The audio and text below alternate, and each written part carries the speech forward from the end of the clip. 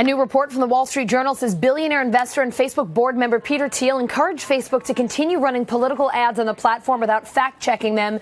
It's a controversial choice that's divided Silicon Valley. Jacob Ward's in San Francisco. Jake, what do we know about the internal culture and the debates at Facebook over these political ads? You know, Allison, it is a weird time to work at Facebook right now, much less to be in charge of Facebook, right? I mean, at this moment when you're trying to figure out how do we be the world's premier medium of conversation and yet somehow not be, you know, blamed for all of its ills. I mean, that's really what's going on here. And I think what you're seeing with Peter Thiel's involvement, as the Journal is reporting, and you know, a secret dinner between Zuckerberg, Thiel, and President Trump at the White House, which we reported back in October, all of that, you know, signals a company that's, I think, trying to get out in front of whoever is going to win next time, trying to figure out how do we future-proof ourselves in terms of our treatment of political stuff, and in this case, dealing also with the internal fallout. You know, you had 250 employees of Facebook writing a letter saying that free speech and paid speech are not the same thing. So you have tremendous division within this incredibly important company house. Jake, one thing Facebook is saying is that it's made a, quote, initial commitment of $130 million to an independent oversight trust board. What does that mean? What will that board do? Where will that money go? You know, this is this funny world that Facebook occupies where it sort of goes in between the worlds of academia, you know, public policy, you know, these sort of big global think tanks, and then, you know, it's business making money as an advertiser and trying to figure out how do we do these you know, do these two things at the same time. So people I've spoken to who are close to the development of this board say that it's $130 million to create a 6-year sort of independent board. I mean, literally this thing is going to be like its own office, its own staff, its own rent, all of that stuff. And it's going to act as a sort of Supreme Court for incoming weirdo questions about, you know, content that might violate someone's human rights or might, you know, instigate violence against something. You know, something where, in the same way that the Supreme Court tries to pick cases that it thinks are specifically important, right, or a token of something important to something like the United States, this Supreme Court for Facebook is going to do the same kind of thing. Of course, it's a little bit different than our Supreme Court that we think of because it doesn't have ultimate say. It doesn't get to change Facebook's business or its policy. It does have some sort of binding power in theory in that it will force Facebook to actually come to some sort of public conclusion about XYZ piece of content. But it's not as if this is some outside board that's going to, you know, come in and say, okay, from now on, we're no longer running political ads. It's going to say this particular post for this particular reason should be changed or taken down or kept up, whatever its decision will be. All right, so given all the scrutiny Facebook's faced over ads and political influence on the platform, do you expect them to make more changes in 2020?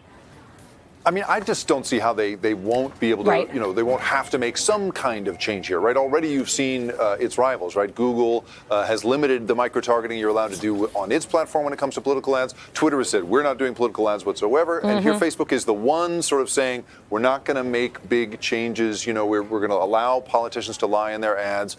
But, you know, we're seeing all kinds of studies starting to come out. We just saw a study come out last week that was fascinating that basically showed that on Facebook, if you are a campaign, a political campaign trying to reach people outside of their political bubble, it's almost impossible and extremely expensive to do it on Facebook. So the algorithm itself is in fact steering political ads directly to the people that it's going to hit hardest and not allowing someone from a different political persuasion to see something they wouldn't otherwise agree with. You know, so right there you just see that the mechanism that Facebook is in terms of how it gets political speech across is, you know, it's really having a huge influence on things. And then once you get into the world of, you know, Russians paying for ads on the platform and all the internal dissent, I just don't see how they won't have to make some sort of change between now and 2020. But of course, that is what the Wall Street Journal is reporting here about Peter Thiel, right, is that he is pushing along with many other people, especially people on the conservative side of things, saying, please don't change the system. I think because it worked so well for Donald Trump last time, I think they expect that it'll do the same for him this time, so they don't want them to change. That's the real question here, is will they bow to that pressure, Alice? You mentioned Google. I'd like to ask you a question on a different topic related to Google. The company's been facing a lot of criticism for the way it's treated employees. A former security engineer saying she was fired for trying to talk to coworkers about the rights to organize. What happened here exactly, or what do we know? Yeah, really interesting. Catherine Spears now becomes the 5th person fired. You remember the Thanksgiving 4 were fired. They say for actions related to sort of labor organizing, but Google says, on the basis of having basically violated security protocols. In this case, Catherine Spears is basically saying that her job, which was to write browser notifications, the things that pop up in browsers, especially in this case for internal communications within Google, she put up a notification that basically said, here are your rights. You have rights as a worker at Google whenever people visited certain sites around union rules or union busting, and she was fired. We don't have comment from Google as to the ostensible reason. I expect it'll be something along the lines of what they said about the Thanksgiving 4. But Catherine Spears is basically saying, I was supposed to write notifications for employees. In this case, I wrote one that Google had to put up by virtue of its agreement with the National Labor Relations Board.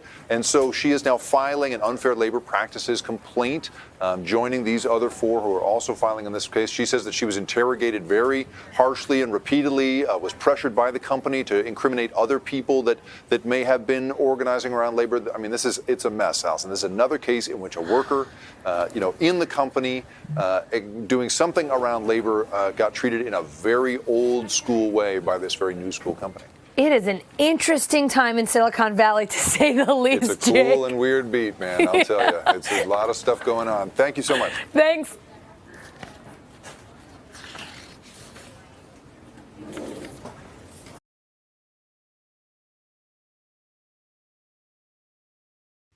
Hey, NBC News viewers, thanks for checking out our YouTube channel. Subscribe by clicking on that button down here and click on any of the videos over here to watch the latest interviews, show highlights, and digital exclusives.